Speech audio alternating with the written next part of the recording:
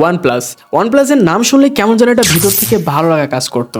একটা সময় ছিল যখন ওয়ানপ্লাসের নাম শুনলে মানুষ মনে করতো ফ্ল্যাগশিপ কিলার, এবং ফ্ল্যাগশিপের মধ্যে দারুণ একটা ফিচার দিয়ে ফোন, দারুণ ডিজাইন, দারুণ ডিসপ্লে এবং এটার অপারেটিং সিস্টেম নিয়ে সবাই খুবই মজা পেত, সবাই ইউজ করে একটা কমফোর্টেবল পেত এবং নতুন নতুন ফিচার কিন্তু ওয়ানপ্লাসের অপারেটিং সিস্টেমে দিয়ে থাকতো। সেই ওয়ানপ্লাসের চিন্তা করলে বর্তমান সময় কিন্তু বেশ দুর্নাম ছড়িয়ে প্রায় হারিয়ে যাওয়ার পথে।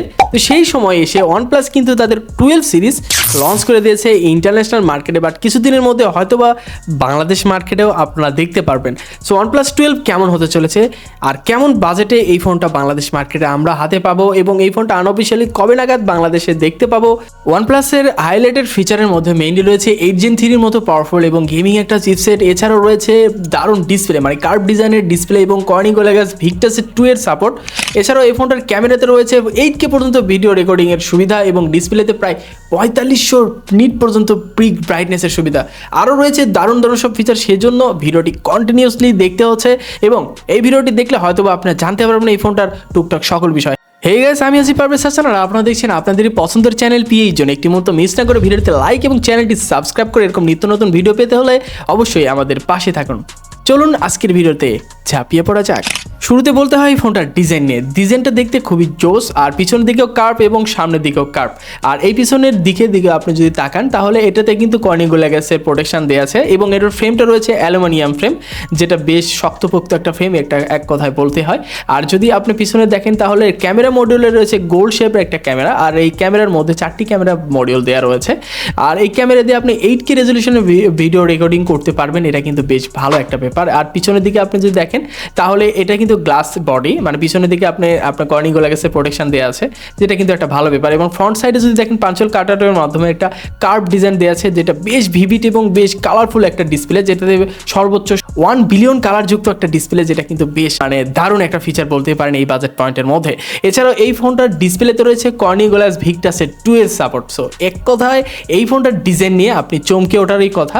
এই ফোনটার ডিজাইন নিয়ে আপনি এক কথায় এক হাতে ইউজ করার জন্য যথেষ্ট পারফেক্ট এবং লাইট ওয়েট একটা ফোন বলুন। এটাতে কিন্তু 5400 mAh এর ব্যাটারি রয়েছে, বেশ বড়সড় একটা ডিসপ্লে আর বড়সড় একটা ফোন এবং 9.2 মিলিমিটারের এটার থিকনেস এবং এটার ওয়েট রয়েছে 220 গ্রাম। সো এক কথায় বলতে হলে এটা একটা মনস্টার ফোন, এক কথায় অসাধারণ।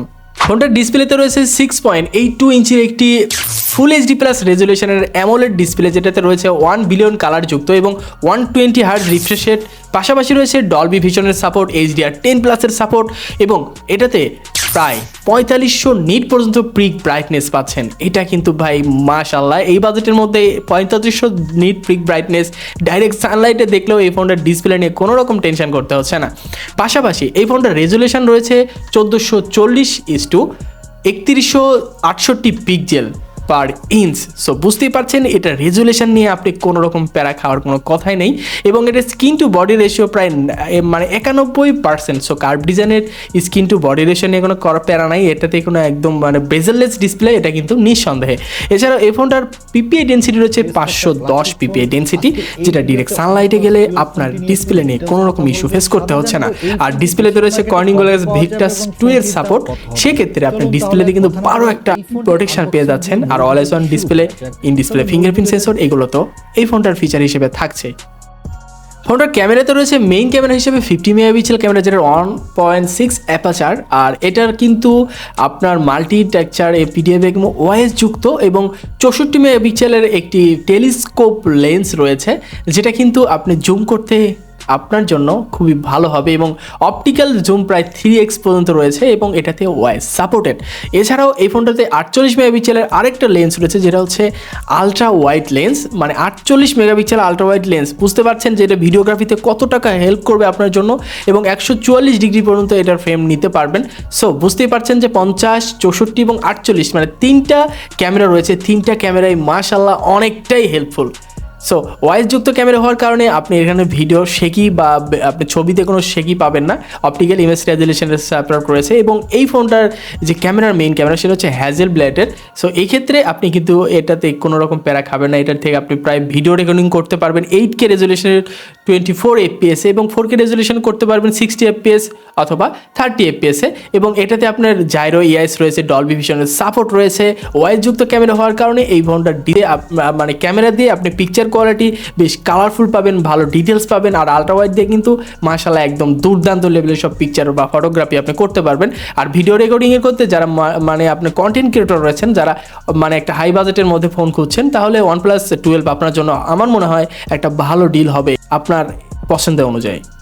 এবং পাশাপাশি সেকেন্ডারি ক্যামেরা হিসেবে সেলফিতে রয়েছে 32 মেগাপিক্সেল ক্যামেরা, যেটার অ্যাপারচার 2.4, আর এটা দিয়ে আপনি প্রায় 4K রেজলিউশনের ভিডিও রেকর্ডিং করতে পারবেন 30 FPS এবং এটাতেও জাইরো ইএস এর সাপোর্ট রয়েছে। সো মোটামুটি যদি ক্যামেরা নিয়ে কথা বলি তাহলে সোনাই সোহাগা এই বাজেটের মধ্যে আপনার মনে হয় যে সকল রকমের আশা আকাঙ্ক্ষা এই ফোনটার ক্যামেরা পূরণ করতে সক্ষম। এছাড়াও সাউন্ড সিস্টেমে ডুয়েল স্টেরিও সাউন্ড স্পিকারস রয়েছে, যেটা এই বাজেটের মধ্যে সাউন্ড কোয়ালিটি আপনি আশা করায় সন্তুষ্ট থাকতে বাধ্য। এবার আসা যাক ফোনটার পারফরমেন্স সেকশন নিয়ে, যেটা সবার মাথা ব্যথা। এটাতে অ্যান্ড্রয়েড 14 পাচ্ছেন, যেটা কিন্তু আউট অফ দ্য বক্স আপনি ফোনটাতে একদম ডিরেক্টলি পেয়ে যাবেন।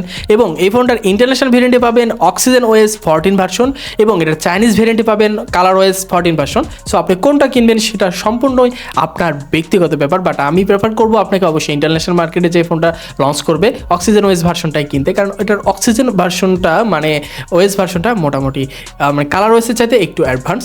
আর যদি চিপসেট নিয়ে কথা বলেন, কলকম স্ন্যাপড্রাগনের আপনার 8 Gen 3 একটা 4 ন্যানোমিটারের প্রসেসর পাচ্ছেন, যেটা আপ টু ক্লক থাকছে 3.3 GHz, আর যেটার মানে জিপি হিসেবে থাকছে অ্যাড্রিনো 750।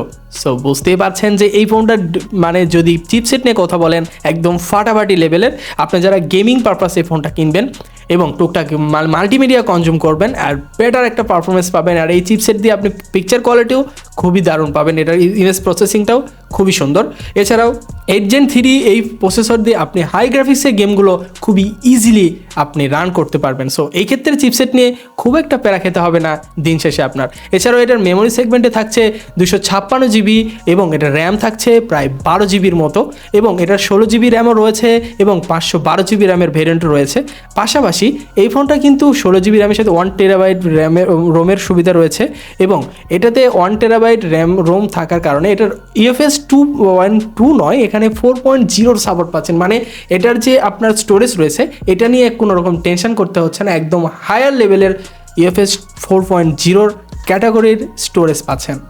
সো যারা গেমিং পারপাসের জন্য একদম দুর্দান্ত লেভেলের হেভি লেভেলের ইউজার রয়েছেন, তারা কিন্তু অনায়াসে OnePlus 12 এই ফোনটা আপনার চয়েসের তালিকায় রাখতে পারেন, কেননা এটা কিন্তু আপনার জন্য একদম পারফেক্ট একটা চয়েস হতে চলেছে এবং পারফেক্ট একটা ডিলিং ফোন আপনাকে প্রোভাইড করবে। সো সব মিলিয়ে আমার মনে হয়েছে এই ফোনটার পারফরমেন্স সেকশন একদম মাখনের মতো 10-এ 10।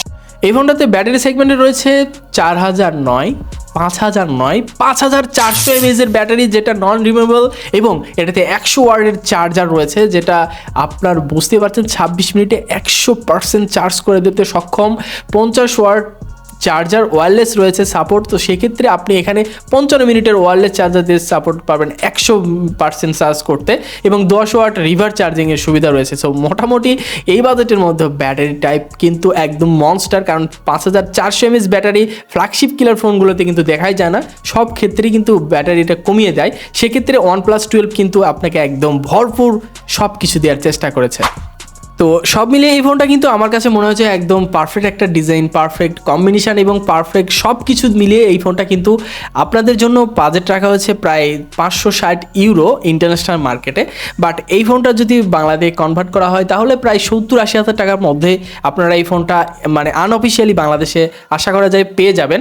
আর তার আশেপাশেও হতে পারে, বাট আমি স্পেকলি মানে ডিরেক্টলি বলতে পারছি না যে ফোনটার প্রাইস কতটুকু হবে। বাট এই যে 70-80 হাজার টাকার মধ্যে আমার মনে হয় আনঅফিসিয়াল মার্কেটে আপনি এই ফোনটা ইজিলি পেয়ে যাবেন, এবং কয়েকটা ভেরিয়েন্ট রয়েছে, তো সেই ক্ষেত্রে ভেরিয়েন্টের রেট আলাদা আলাদা হতে পারে। এবং বাংলাদেশে কবে নাগাদ আসবে সেটা বলতে গেলে মনে হয় জানুয়ারি বা 2024 সালে নাগাদে এই ফোনটা আপনারা পেয়ে যাবেন, এর আগে হয়তোবা পাওয়ার কথা না, আর হয়তোবা কিছুদিনের মধ্যে ইন্টারন্যাশনাল মার্কেটে এই ফোনটা লঞ্চ করে দেবে খুবই তাড়াতাড়ি। সো এই ফোনটা কারা কারা কিনতে চাচ্ছেন এবং এই ফোনটার আপনার স্পেসিফিকেশন কেমন লেগেছে অবশ্যই কমেন্ট বক্সে জানাতে ভুলবেন না। আর আমাদের নিয়মিত দর্শক হয়ে থাকলে অবশ্যই ভিডিওতে লাইক করতে ভুলবেন না, আর আপনারা যারা নতুন এসেছেন আমাদের চ্যানেলে তারা অবশ্যই চ্যানেলটি সাবস্ক্রাইব করতেও ভুলবেন না। সো আজকের মতো এই পর্যন্ত, দেখা হচ্ছে নতুন কোনো ভিডিওতে, সে পর্যন্ত ভালো থাকবেন, সুস্থ থাকবেন, আল্লাহ হাফেজ।